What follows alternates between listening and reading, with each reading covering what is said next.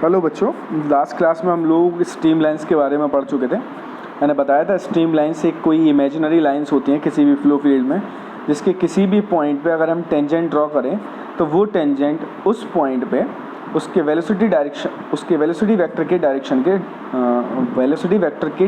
के को रिप्रेजेंट करता है। ठीक है, वो होता है हमारा स्ट्रीम लाइन। अब स्ट्रीम लाइंस के बारे में मैंने 2 पॉइंट बताए थे। Two stream lines can never intersect, और सेकंड पॉइंट बताया था stream lines can never intersect itself, अपने आप को भी कभी नहीं काट सकता। ठीक है, तो today we are going to discuss the path lines. अब देखिए, सपोज कीजिए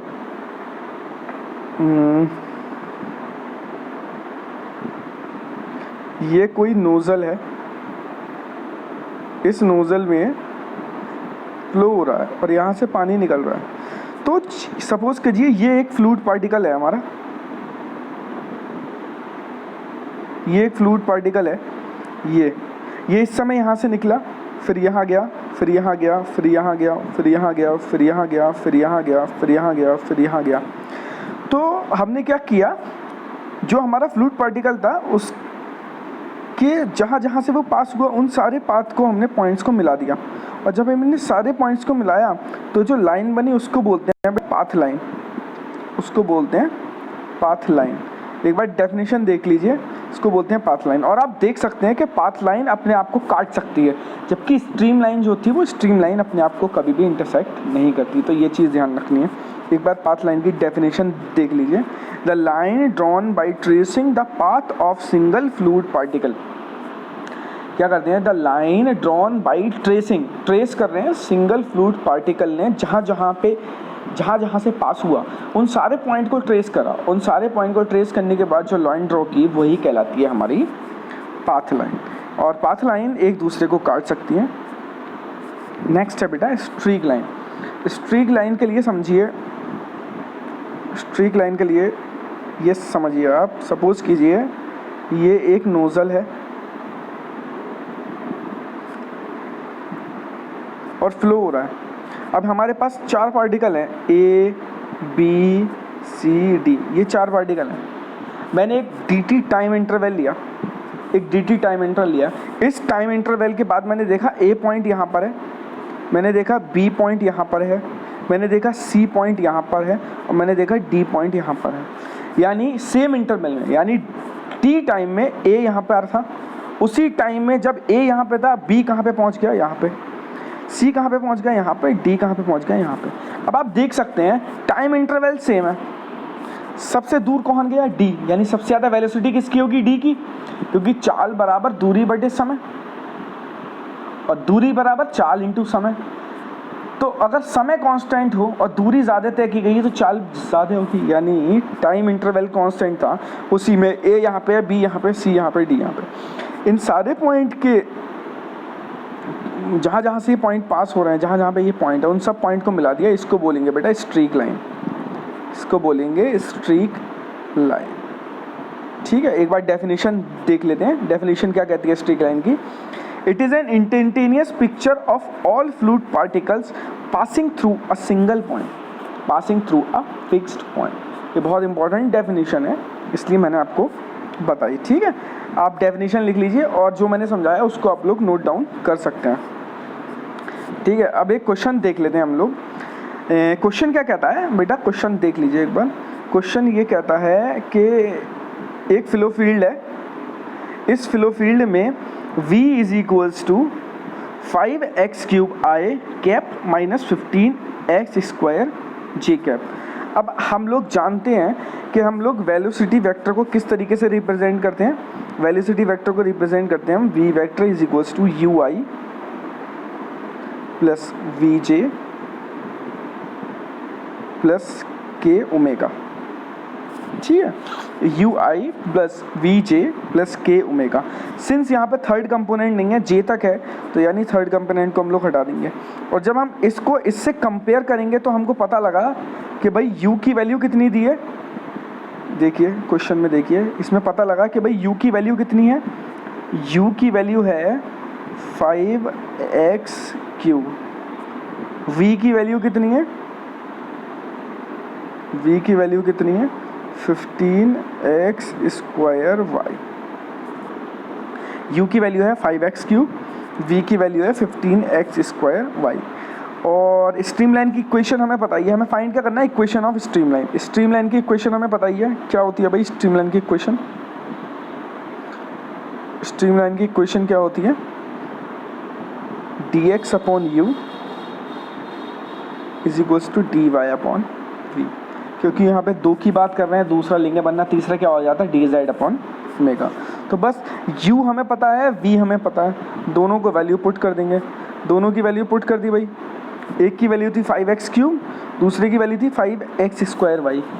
5 3 15, x³ से x² काट दिया, तो नीचे कितना बचा बेटा, यहाँ तो बचा x, उधर कितना बचा 3y। सही। अब इंटीग्रेट कर देंगे दोनों को। 1/x क्या होता है log x, उधर 1/y क्या होता है log y। -3 बाहर था, c कॉमन ले लिया और वहाँ से हमने इक्वेशन निकाल ली। ये बहुत इंपॉर्टेंट पॉइंट है, इसको ध्यान रखना है हम लोग, ठीक है। यहाँ से आप लोगों को ध्यान रखना है कि एक कांस्टेंट जुड़ जाएगा। वो कांस्टेंट भी जब log की सम टर्म्स में लिए तो इसको भी log में लेंगे, और जब ये इधर जाएगा तो ये किस में हो जाएगा भाई, प्लस में हो जाएगा। log m plus log n बराबर क्या होता है log m into n। log m into n क्या होता है log m plus log n। जब ये इधर जाएगा तो प्लस में हो जाएगा, तो ये log x y की पावर 1/3 हो जाएगा, ठीक है। ये चीज़ें ध्यान रखनी है आपको।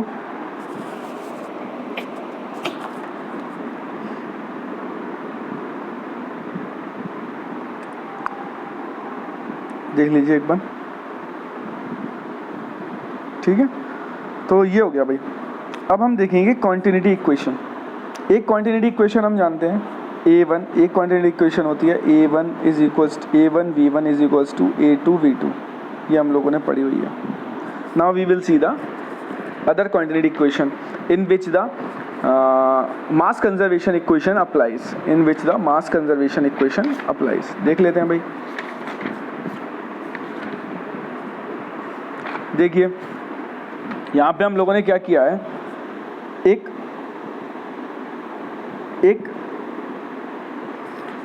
फ्लूइड एलिमेंट कंसीडर किया है जिसकी लेंथ है dx x डायरेक्शन में, dy y डायरेक्शन में और dz z डायरेक्शन में। ये एक मैंने फ्लूइड एलिमेंट को कंसीडर किया है जिसकी जो लेंथ है वो x डायरेक्शन में dx है, y डायरेक्शन में dy है और z डायरेक्शन में dz है, ठीक है। ये हो गया। और मास कंजर्वेशन इक्वेशन क्या होती है भाई, mass in minus mass out is equals to mass stored, यानी change in mass is equals to mass storage. Mass कुछ स्टोर हुआ होगा, ये बोलना चाहा है इनमें। अब हमने क्या किया भाई, ये देखिए यहाँ पे चीज़ समझना बहुत ज़रूरी है। हमने क्या किया कि यहाँ मास फ्लो रेट लिया है, m इसको बोलते हैं, m स्टार को बोलते हैं मास फ्लो रेट, यानी कितना मास कितने टाइम में पास हुआ, हम इसको बोलते हैं मास फ्लो रेट। और हमें पता है भाई m बराबर क्या होता है, m बराबर होता है रो इंटू वी, और जब मैं टाइम से डिवाइड करूँगा, और वॉल्यूम अपॉन टाइम क्या होता है डिस्चार्ज। तो यहाँ पे क्या लिख देंगे हम, रो क्यू, और क्यू बराबर क्या होता है रो ए वी। तो हम m स्टार को लिख सकते हैं ना रो ए वी, एक बार फिर से लिख दे रहा हूँ मैं। तो हम लोग यहाँ पे m स्टार को लिख सकते हैं रो ए वी, ठीक है, ये हम लिख सकते हैं। अब देखिए भाई, अगर मैं x डायरेक्शन की बात करूं तो x डायरेक्शन में देख लीजिए आप, अगर ये मेरी x डायरेक्शन है तो मैं इसको मान लेता हूं बेटा, देखो a b c और d, ये पॉइंट है मेरे a b c d। तो a b c d से मेरा यहाँ से फ्लो पास हो रहा है, ठीक है। तो मास a b c d में कितना आया, और मैं देख लूँगा यहाँ से कितना पास हुआ, ये बोल दूँगा e f g h, ये मेरे दो हैं। ए बी सी डी उधर वाला फेस है, ई एफ जी एच इधर वाला फेस है, और ए बी सी डी और ई एफ जी एच के बीच में जो हॉरिजॉन्टल डिस्टेंस है वो है डी एक्स। ये चीज़ ध्यान रखनी है आपको, ये है डी एक्स। तो मास इन कितना हुआ, मास फ्लो रेट इन कितना हुआ, रो यू, क्योंकि सिंस एक्स डायरेक्शन में वेलोसिटी की बात कर रहे हैं तो एक्स डायरेक्शन में वेलोसिटी यू होती है।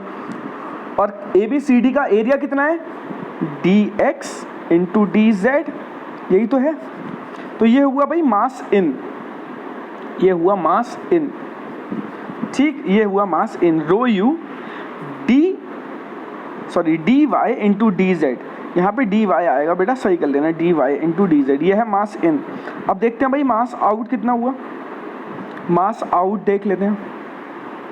मास आउट कहाँ से होगा, ई एफ जी एस से, इस वाले फेज से मास आउट होगा और इस वाले फेज से इन हुआ था, ठीक है। तो मास आउट कितना होगा भाई, मास आउट देख लीजिए,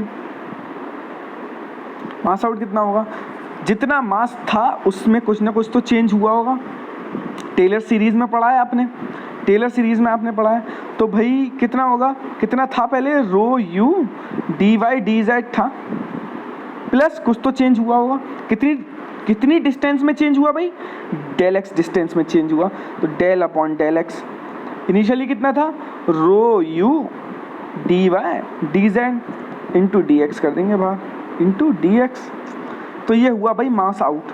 अब मास इन माइनस मास आउट, ये तो हमारा कट जाएगा क्योंकि ये मास इन के बराबर है, तो ये कट जाएगा, तो मास इन माइनस मास आउट कितना बचा, देख लेते हैं, मास इन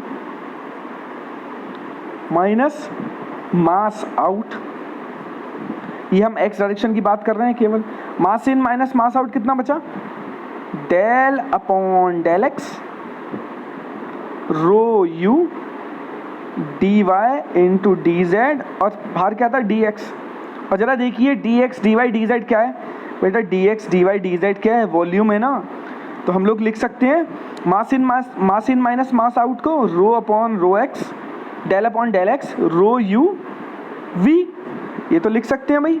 यू क्यों है, एक्स डायरेक्शन में है, रो क्यों है, ये इस डायरेक्शन में है, सही है। Since d x D Y D z की बात हो रही है, तो यहाँ पे जो वॉल्यूम होगा वो कितना होगा, डी वी, एलिमेंटल वॉल्यूम होगा, सिंस एलिमेंटल डिस्टेंसेस लिए हैं, तो ये एक्स डायरेक्शन में हुआ। अब आप इस इक्वेशन को देखिए, अब आपको सब समझ में आ जाएगा मैं क्या बात कर रहा था।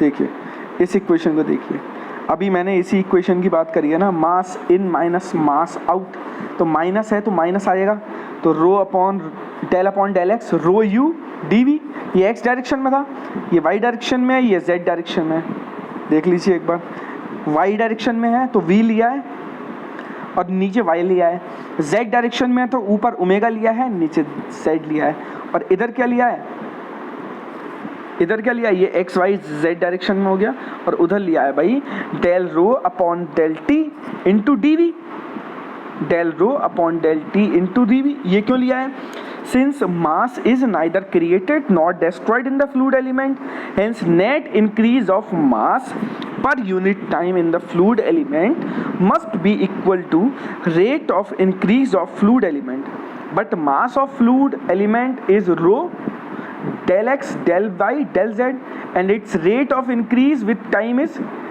rho upon del t, और मास कितना था, rho del X del Y del Z, बस इसको रिप्लेस कर देंगे, mass in minus mass out, इसकी इक्वेशन थी ये, और ये क्या था भाई, change in mass. Change in मास का मतलब मास ना तो क्रिएट किया जा सकता ना ही डिस्ट्रॉय किया जा सकता, but net increase of mass per unit time must be equal to rate of increase of mass of fluid in the element, ठीक है। तो del upon del t is equals into rho d x D Y into D z. जब हम इस equation को solve करेंगे तो हमारे पास देखिए डेल वी से डेल वी तीनों सारी तरफ कट गया, तो जो इक्वेशन निकल के आई वो निकल के आई del upon del x rho U plus del upon del Y rho V plus del upon del Z rho omega is equals to del rho upon del T minus, तो इधर आके हो गया प्लस। इसको बोलते हैं बेटा जनरल क्वांटिटी इक्वेशन। इस जनरल क्वांटिटी इक्वेशन से डिफरेंट कंडीशन के लिए डिफरेंट क्वांटिटी इक्वेशन को हम लोग ड्राइव कर सकते हैं। तो इस इक्वेशन को आपको याद रखना बहुत इंपॉर्टेंट है, ठीक है। In the next class we will see the different kind of quantity equations. Thank you.